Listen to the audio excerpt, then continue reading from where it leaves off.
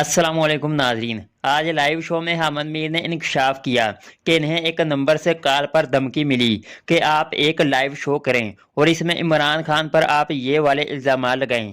اگر آپ نے نہ لگائے تو آپ کے بچوں کو اٹھا لیا جائے گا۔ آئیے پہلے ان کی گفتگو سنتے ہیں اور بعد میں بات کرتے ہیں۔ کورٹ کے ایک جج کے سے ایک آرڈر دلوایا گیا اور پھر دوبارہ ایک ایف آئی آر درج کر دی گئی۔ مقصد کیا تھا کہ میں جناب جا کے تو کسی جنرل صاحب کو کہوں کہ وہ سر میرے پہ کیس درج ہو گیا جی قتل کا اور اغوا کا، تو آپ میری مدد کریں۔ تو وہ میری مدد کرتے اور پھر میں ان کی مرضی کے مطابق کچھ بولتا کچھ لکھتا۔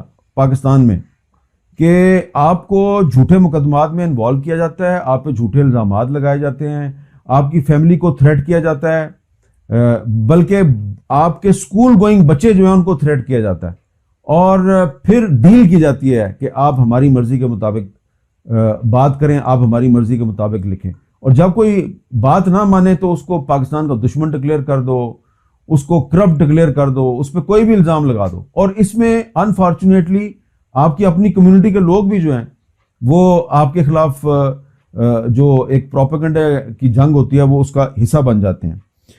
جو ہم صحافی ہیں پاکستان جیسے ملک میں، ہمارے جو موقف سے آپ اختلاف کر سکتے ہیں، لیکن ہمیں ڈرانے کے لیے، دھمکانے کے لیے، بلیک میل کرنے کے لیے اگر آپ جھوٹ بولیں اور ہماری فیملی جو ہے اس کے لیے خطرات پیدا کریں، تو کیا ہم اس کا جواب بھی نہ دیں؟ ہم چپ کر کے سنتے رہیں کہ یہی نیشنل انٹرسٹ ہے؟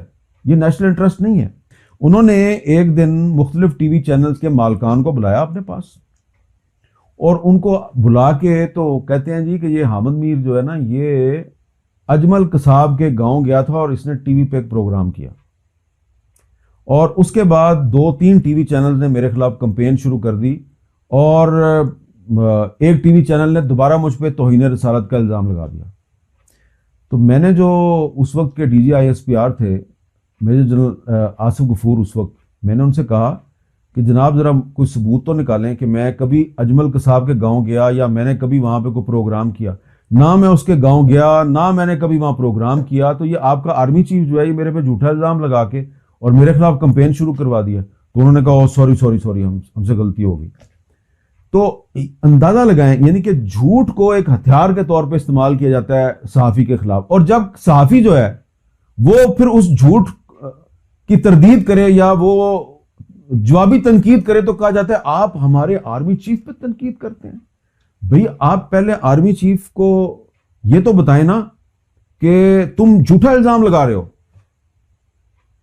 اس کے جھوٹے الزام کی کسی کو پرواہ نہیں ہے۔ اگر ہم اس کا جواب دے دیں تو جناب ہم پاکستان کا دشمن ہیں اور فوج کا دشمن ہے۔ حالانکہ آرمی چیف جو ہے وہ آپ پہ جھوٹا الزام لگا کے اور آپ کی زندگی کو خطرات سے دوچار کر رہا ہے۔ سزا مل رہی ہے تو آپ اس سزا کی مخالفت کیوں کر رہے ہیں؟ آپ اس سزا پہ تنقید کیوں کر رہے ہیں؟ آپ کو چاہیے کہ وہ عمران خان جو ہے وہ اس کو اگر سزا ملی ہے تو آپ اس کی حمایت کریں۔ یہ پاکستان کا نیشنل انٹرسٹ ہے، اور یہ آپ کیوں یہ ہر دور میں جس کسی کو سزا ملتی ہے آپ کہتے ہیں سزا غلط ہے؟ بھائی سزا آپ صحیح تو دلوائیں نا۔ آپ کسی عدالت سے کسی سیاستدان کو صحیح سزا دلوائیں۔ اگر اکاؤنٹیبلٹی کورٹ کی یا اینٹی ٹیررسٹ کورٹ کی سزا ہے نواز شریف کے خلاف یا عمران خان کے خلاف، تو وہ ہائی کورٹ میں بھی برقرار رہے اور سپریم کورٹ میں بھی برقرار رہے۔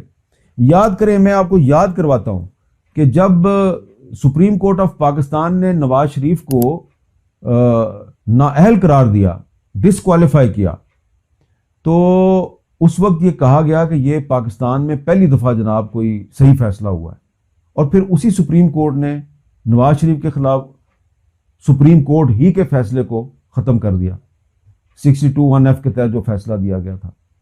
تو ہمارے ہاں جو عدالتیں ہیں وہ پوزیشن تبدیل کرتی ہیں، ہمارے ہاں پولیٹیکل پارٹیز پوزیشن تبدیل کرتی ہیں۔ اب جو مسلم لیگ نون جو ہے وہ جو آج جو وہ اسٹیبلشمنٹ کے بارے میں جو اس کا رویہ ہے، یہ 2-3 سال پہلے نہیں تھا، اور تحریک انصاف جو ہے وہ 2-3 سال پہلے تک کہہ رہی تھی کہ آرمی چیف قوم کا باپ ہوتا ہے۔ آج کل کہتے ہیں جی وہ میر جعفر ہے، میر صادق ہے۔ تو پوزیشن کس نے تبدیل کی؟ پوزیشن تبدیل کی جناب نواز شریف صاحب نے، پوزیشن تبدیل کی جناب عمران خان صاحب نے اور باقی پولیٹیکل پارٹیز نے۔ میرے جیسے جو صحافی ہیں ہماری پوزیشن وہی ہے. ہم کل بھی سیاست میں فوج اور خفیہ اداروں کی مداخلت کے خلاف تھے, ہم آج بھی خلاف ہیں. ہم کل بھی کہہ رہے تھے کہ پاکستان میں آئین اور قانون کی بالادستی ہونی چاہیے, ہم آج بھی وہی کہہ رہے ہیں. اور ہم کل بھی کہہ رہے تھے کہ جو جج محمد بشیر نے نواز شریف کو سزا سنائی وہ غلط تھی, ہم آج بھی کہہ رہے ہیں کہ جج محمد بشیر نے جو عمران خان کو سزا دلوائی ہے, سزا سنائی ہے, یہ غلط ہے.